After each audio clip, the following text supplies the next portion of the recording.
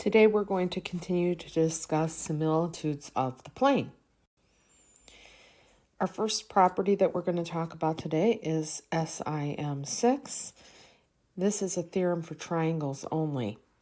So if triangle ABC and triangle XYZ are triangles in the plane pi, such that side lengths AB, BC, CA is proportional to the ordered triple of side lengths of XY, YZ, and ZX, then by side-side-side similarity, triangle ABC is similar to triangle XYZ. And so, if these two triangles are similar, I then know that the corresponding angles have equal measures. So, in summary, if I have two different triangles where their sides are in the same ratios, then I can conclude that they're similar without knowing anything about the angles. And once I know that they're similar, then I know the corresponding angles are congruent. The next theorem is side-angle side. This is similar to side-angle side congruence theorem for triangles, except we're talking about similarity.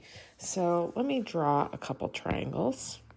So imagine I have this triangle, and I have that triangle, and I know that I have a set of congruent angles, and also I know that the sides are in the same ratios. So in other words, A over B equals C over D. Then I can say that my triangles are similar without knowing anything about the third side and anything about the other two angles. So now let's read this a little bit closer. We're going to let triangle ABC and XYZ be triangles in the plane such that the ordered pair of side lengths AB and BC is proportional to the ordered pair of side lengths of XY and YZ. So let's label these triangles A, B, C, and X, Y, Z. So I'm looking at side lengths AB and BC and XY and YZ. And further, I know that angle ABC here is congruent to angle XYZ over here. Then I know the triangles are similar. Notice that we call it side-angle side because the A is between the S's. The angle is between the two sides. Sim7 can be abbreviated as AA, or angle-angle similarity. It says that if I have two triangles with congruent angles, two sets of congruent angles, then I know the triangles are similar. So let's draw this. Here's one triangle. Here's another one. And I know that I have one triangle ABC, and I have another triangle XYZ. Then, if I know that the measure of angle ABC, angle BCA, and angle CAB is equal to angles XYZ, YZX, and ZXY, then the triangles are similar. And further, the sides are proportional. The ordered triples containing the sides are proportional. So let's mark this. I have ABC here, congruent to XYZ, and angle BCA,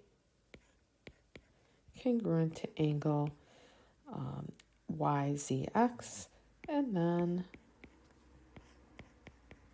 angle CAB congruent to angle ZXY. Now you may wonder why I called this angle when I have three sets of congruent angles. Well, that's because in a triangle, if I know any two angles, I know the third sets of angles must also be congruent.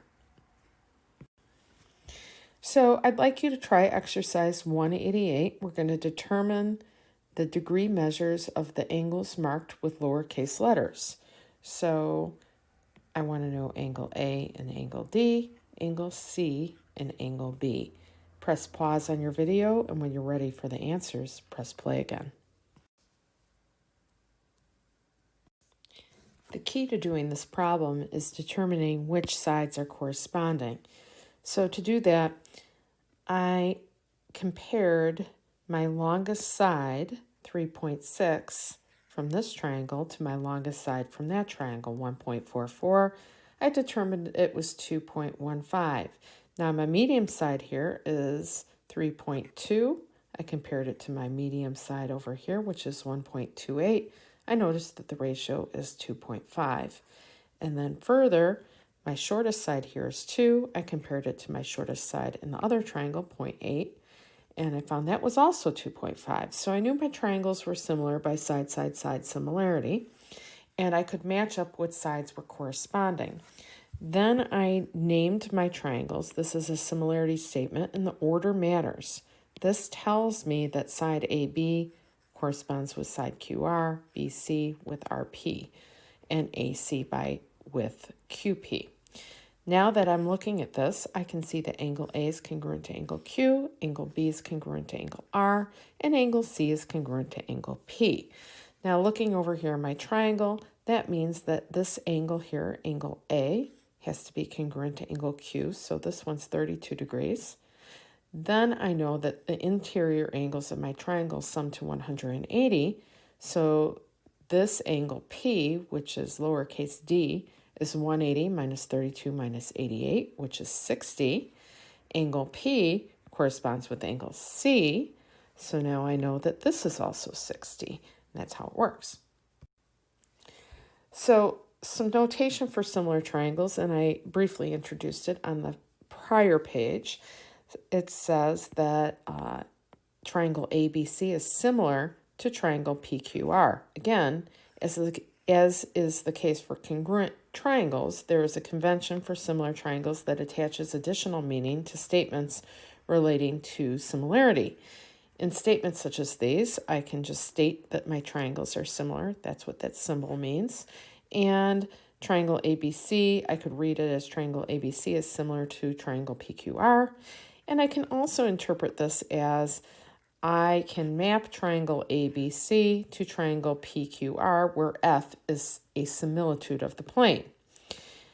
It is to be understood that the similitude in question maps the vertices to vertices in the order given. That is, it maps A to P, B to Q, and C to R. Now, I'd like you to try exercise 190. What we're trying to do is prove that triangle UYV is similar to triangle XYZ when I am given this triangle and I'm given that UYV is proportional to XYYZ. Press pause on your video. When you're ready for the answer, press play again. Here's the answer. So since I know that UYYV is proportional to XYYZ, that's given, we have that by PR1, that UY divided by XY, the first component divided by the first component, is equal to the second component divided by the second component. And now that I know that, there are three cases to consider.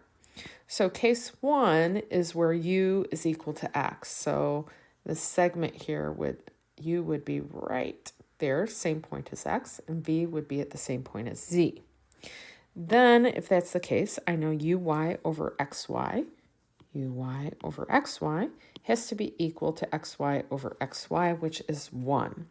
Hence, YV over YZ is also 1, and therefore YV equals YZ. Since V is an element of the ray YZ, it follows from exercise 18 of Geometry, Incidents, and Transformations that V is equal to Z. Hence, triangle UYV is equal to triangle XYZ, and so they certainly are similar. Scale factor 1. The second case is where u is between y and x. So I have u here between y and x. So then, if that's the case, uy over xy has to be less than 1. This segment length is shorter than this one.